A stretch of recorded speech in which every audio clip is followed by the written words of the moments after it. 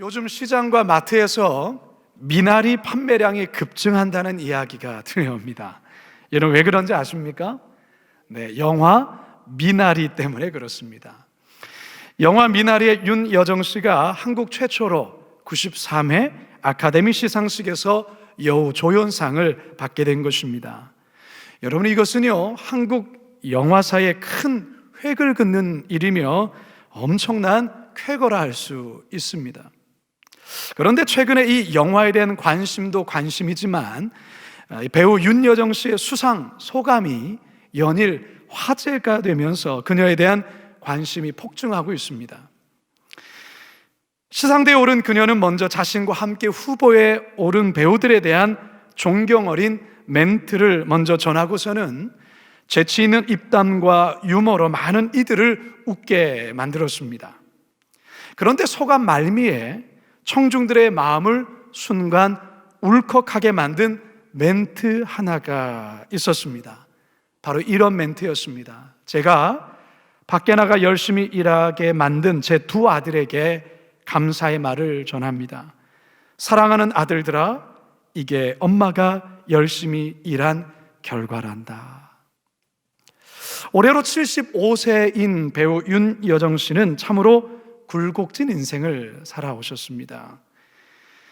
어느 기사를 보니까 가수 조용남 씨와 결혼을 하고 미국으로 건너갔지만 가정생활이 평탄하지가 않았던 것이죠. 남편의 외도로 결국 이혼을 하게 되었고 홀로 두 아들을 그 낯선 그 미국 땅에서 어렵게 키우며 살아야 했던 것입니다. 미국 땅에서 생계를 위해서 시급 2.75달러를 받으며 슈퍼마켓 캐셔로 일도 했고 한국에 돌아와서는 단역 배역도 마다하지 않고 닥치는 대로 일을 했습니다. 왜 그렇게 했을까요? 자식들을 위해서 그렇게 치열하게 살았던 것이죠. 그러다 보니 세월은 흘렀고 이렇게 배우로서 최정상의 자리까지 오르게 된 것입니다. 이런 그녀의 인생을 아시는 분들은 그의 마지막 이 멘트가 가슴에 찡할 수밖에 없었던 거죠. 사랑하는 성도 여러분, 저는 이 윤여정 씨의 수상 소감에서 이 시대의 모든 어머니들의 모습을 보게 되었습니다. 우리의 어머니들이 사실 때로는 홀로 참 힘겹게 자녀들을 키우며 살아온 것 아니겠습니까?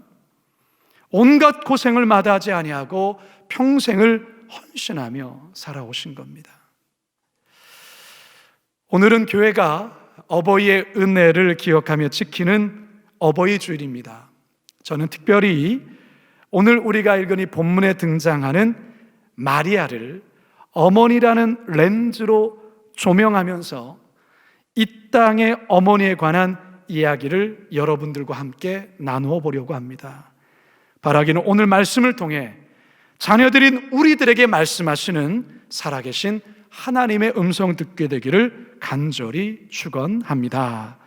한번 따라 하시겠습니다. 목숨 걸고 자녀를 낳으셨습니다. 성도 여러분, 그렇습니다.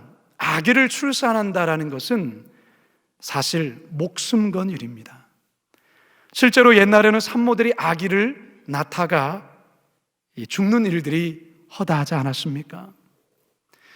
예수님의 어머니 마리아, 이 마리아 또한 아기 예수를 출산하는 그 과정이 대단히 목숨 건 모험이었습니다. 요셉과 정혼한 상태에서 누군가의 아기를 임신한다는 것은 당시의 율법에 따라 자칫 돌에 맞아 죽을 수도 있었습니다. 가족들이나 지인들로부터 받게 될 그 온갖 오해와 수치를 그것을 다 겪어야 하는 것이었습니다.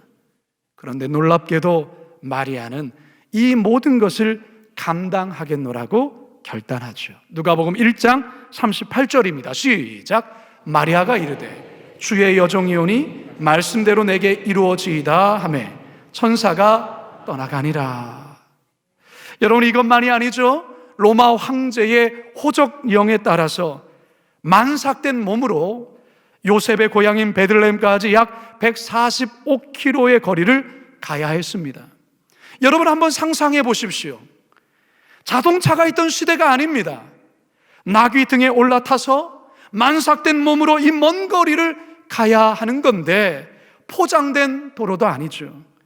험한 골짜기를 지나야 했고 산도 올라야 했고 험한 길을 걸어야 했던 것입니다. 여러분 얼마나 힘들었겠습니까? 사실 산모도 위험한 일이고 또한 태아에게도 대단히 위험한 일이었습니다. 그런데도 주님의 은혜로 다행히 베들레헴까지는 왔습니다. 하지만 아기를 출산할 곳이 없습니다. 그래서 결국 어디에서 출산하죠? 그렇습니다. 마국간. 혹시 우리 어머님들 마국간에서 출산하신 분이 여기에 계십니까? 마리아는 자녀를 마국간에서 출산합니다. 누가복음 2장 5절과 7절입니다. 시작. 그 약혼한 마리아와 함께 호적하러 올라가니 마리아가 이미 잉태하였더라. 거기 있을 그때에 해산할 날이 차서 첫 아들을 낳아 강보로 싸서 구유에 누였으니 이는 여관에 있을 곳이 없음이로라. 여러분, 그런데 이게 끝이 아닙니다. 아기를 낳고서 산후조리도 안 된 상태에서 영아들을 죽이겠다는 이 헤롯 왕을 피해 급히 아기를 안고 이집트로 야반 도주를 해야 했습니다. 마태복음 2장 13절에서 15절 시작. 헤롯이 아기를 찾아 죽이려 하니 일어나 아기와 그의 어머니를 데리고 애굽으로 피하여 내가 내게 이르기까지 거기 있으라 하시니 요셉이 일어나 밤에 아기와 그의 어머니를 데리고 애굽으로 떠나가 헤롯이 죽기까지 거기 있었으니. 여러분이 마리아는 이처럼 예수님을 임신하고 출산하고 양육하는 이 모든 과정이 목숨 건 분투였다라는 것입니다. 여러분, 마리아만 그럴까요? 여러분의 어머니도 여러분을 임신하고 출산하고 양육하는 모든 과정 속에 숱한 위기의 순간들을 넘고 또 넘으셨기에 여러분들이 오늘 이 자리에 존재하는 것입니다. 저는 5월 5일 날 어린이날에 태어났습니다. 좋은 날 태어났죠? 저의 자녀들이 어렸을 때 왜 하필 아빠는 어린이날에 태어났냐며 항의를 하곤 했습니다. 아이들의 입장에선 어린이날이 자기들의 날인데 아빠가 생일이다 보니까 영 거시기 한 겁니다. 엊그제 생일이 되어서 고향에 계신 어머니와 통화를 하면서 어머니 제가 몇 시에 났어요? 제가 물어봤어요. 제가 몇 시에 났냐고. 오후 3시에 났대요. 오후 3시에 났는데 어머니 혼자서 저를 낳으셨다는 거예요. 그 이유가 있습니다. 저희 어머니께서 제가 그렇게 빨리 나올 줄을 몰랐다는 것입니다. 그리고 그날이 5월 5일 공휴일이기 때문에 저희 그 모교에서 전교인 야외 소풍이 있었는데 어머니는 배가 이렇기 때문에 갈 수는 없고 어머니만 집에 이제 계시고 우리 아버지랑 그저 형님들을 데리고 그리로 간 거예요. 어머니께서 혼자서 집안일을 하시다가 이 산통이 느껴지면서 아이를 이제 낳으셨는데요. 이 탯줄도 어머니께서 집에 쓰는 가위를 불에다가 이렇게 소독하셔서 직접 자르셨다라는 겁니다. 여러분 대단하지 않습니까? 여러분 얼굴 표정이 뭐 그 정도야 뭐 이런 겁니까? 대단한 일이에요. 대단한 일입니다. 제가 그렇게 해서 세상에 나왔어요. 사실 저희 어머니 목숨 내놓고 저를 낳으신 거예요. 사랑하는 여러분, 앞에서 출산의 고통을 이 전기 충격으로 1분도 경험해보지 못한 이 아빠들이 자신은 결코 자식을 낳을 수 없겠다라고 말하는 것 여러분 기억해 보실 때 여러분 출산의 고통이란 죽는 것보다 더한 고통이라는 겁니다.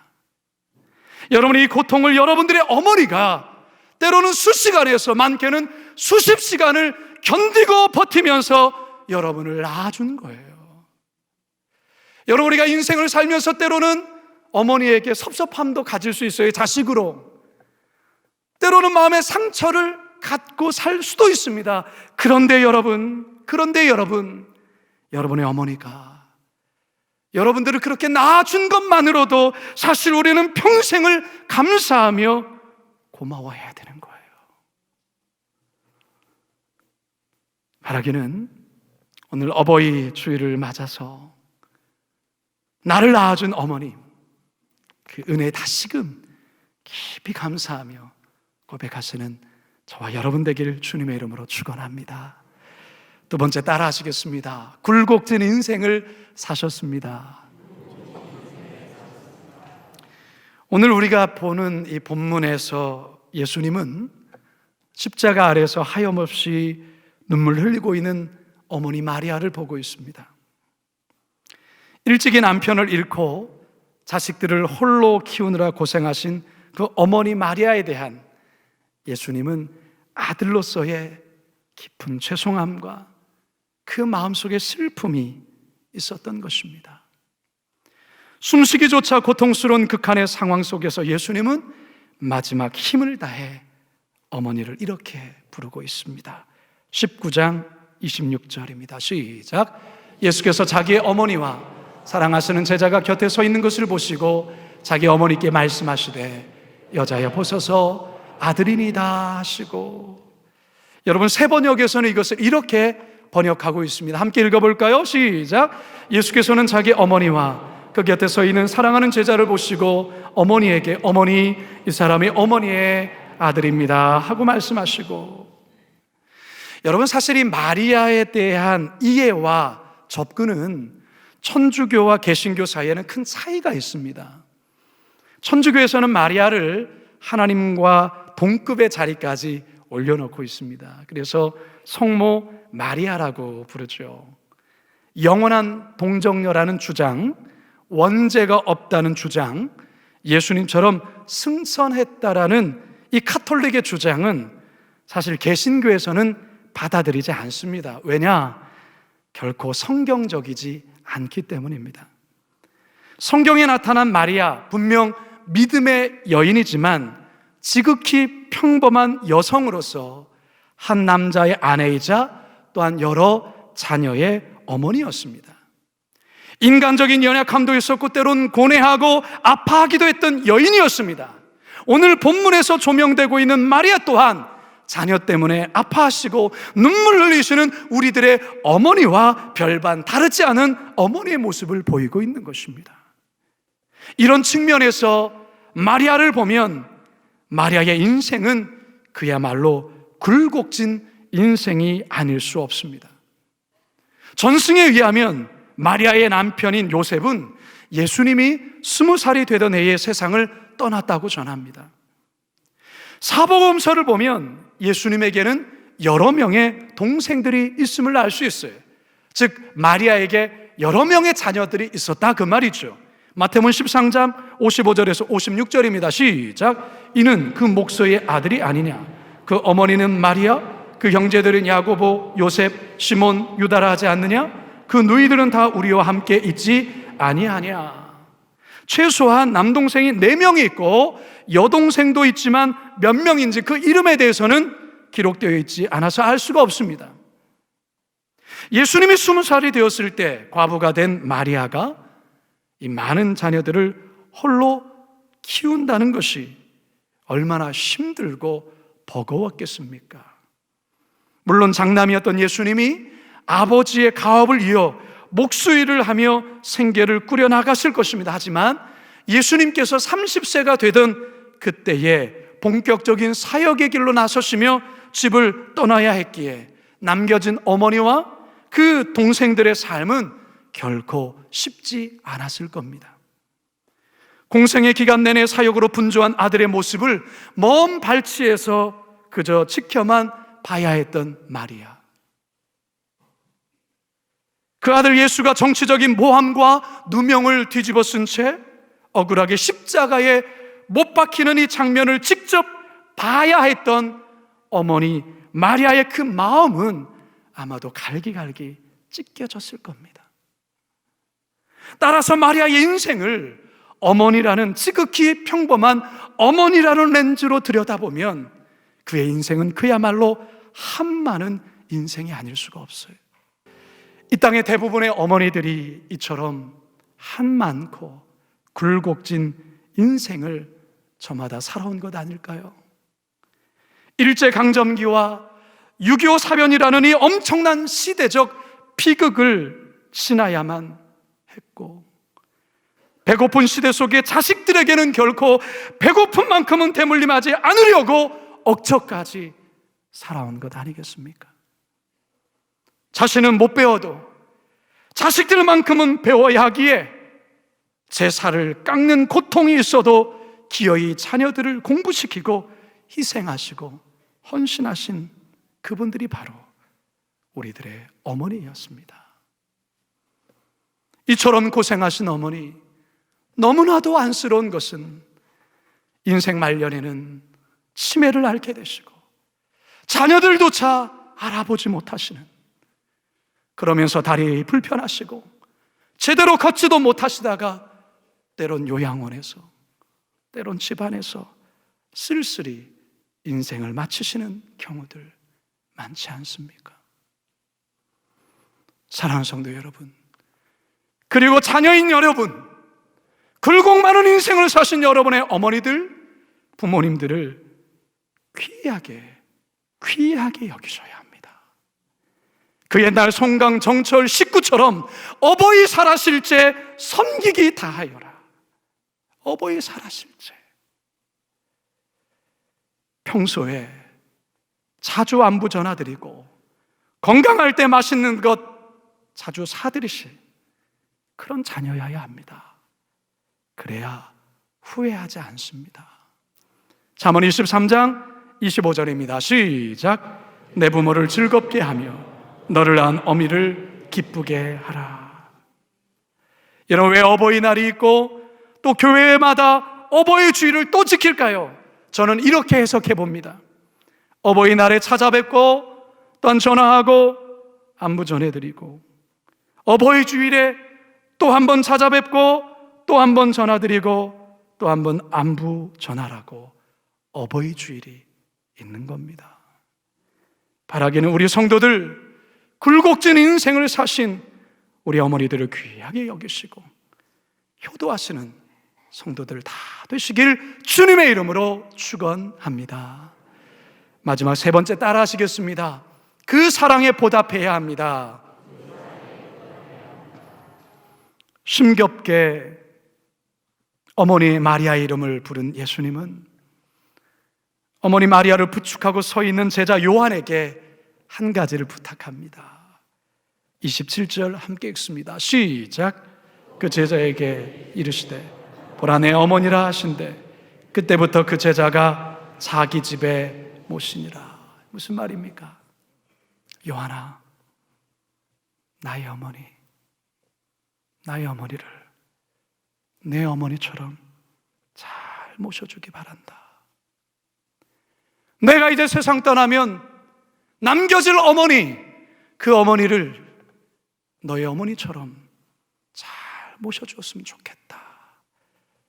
이게 바로 예수님이 제자 요한에게 부탁하신 말씀입니다. 요한은 이 예수님의 말을 유언처럼 여기며 마리아를 자기 어머니처럼 평생을 모시며 봉양합니다. 기록에 의하면 요한은 이후에 거주지를 소아시아인 에베소로 옮겨 그곳에 어머니 마리아를 모시고 평생을 봉양하며 섬겼다라고 전합니다. 그래서 지금도 성지 순례지인 에베소에 가보면 요한이 평생 모시고 살았던 그 마리아가 살았던 집이 이렇게 유적으로 아직도 남아 있습니다. 성도 여러분, 예수님은 온 인류의 구원을 위한 엄청난 십자가의 사명을 친히 감당하시면서도 어머니에 대한 아들로서의 사랑, 자식으로서의 도리를 이렇게까지라도 끝까지 감당했던 것입니다. 성도 여러분, 성경은 한결같이 부모 공경을 강조합니다. 부모를 공경하면 하나님이 복 주신다고 노골적으로 기록하고 있어요. 에베소서 6장 2절과 3절입니다. 시작. 내 아버지와 어머니를 공경하라. 이것은 약속 있는 첫 계명이니 이로써 내가 잘되고 땅에서 장수하리. 내가 잘 되고, 여러분 잘 되시기를 원하십니까? 아무도 없으신, 잘 되기를 원하십니까? 부모님을 공경하시기 바랍니다. 특히 홀로 되신 어머니, 그 어머니를 잘 섬기시고 효도할 것을 성경은 또한 강조해요.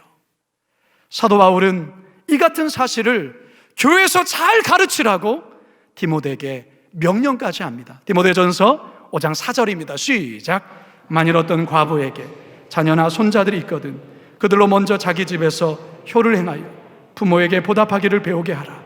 이것이 하나님 앞에 받으실 만한 것이니라. 아멘. 여러분, 자녀들의 따뜻한 말 한마디, 부모님들이 그토록 받고 싶어하는 선물이라고 이야기합니다.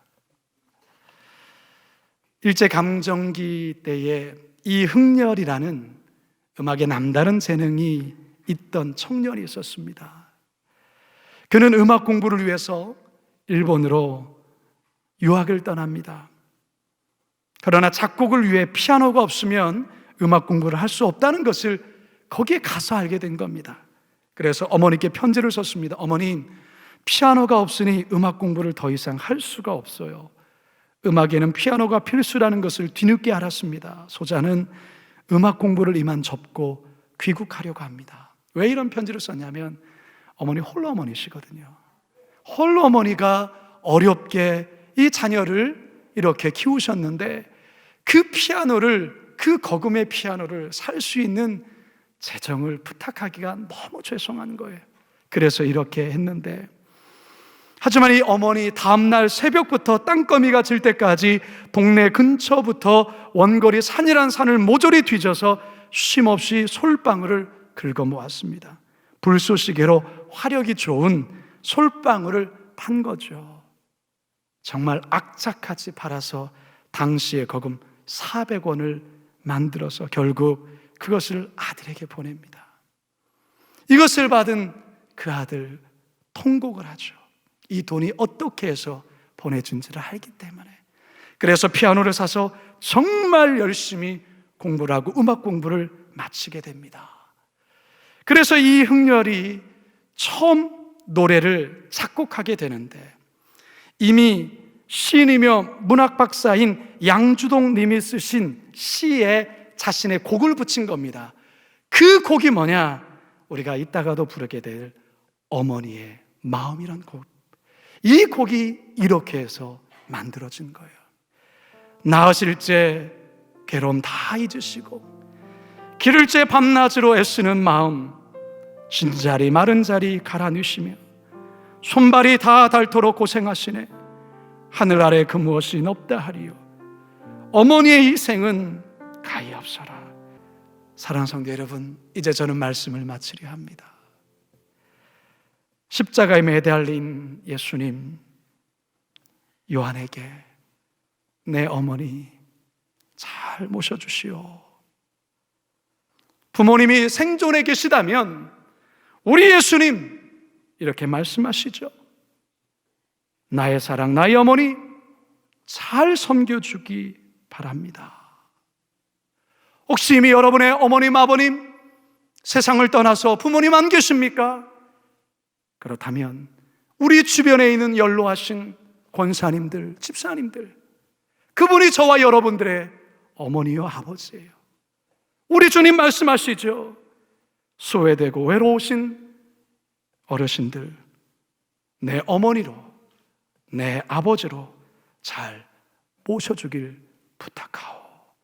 이게 바로 오늘 우리를 향한 예수님의 눈물 어린 부탁입니다. 이 예수님의 부탁을 잘 받들어 부모 공경, 부모 사랑 실천하시는 우리 성도들 되시기를 주님의 이름으로 축원합니다. 축원합니다.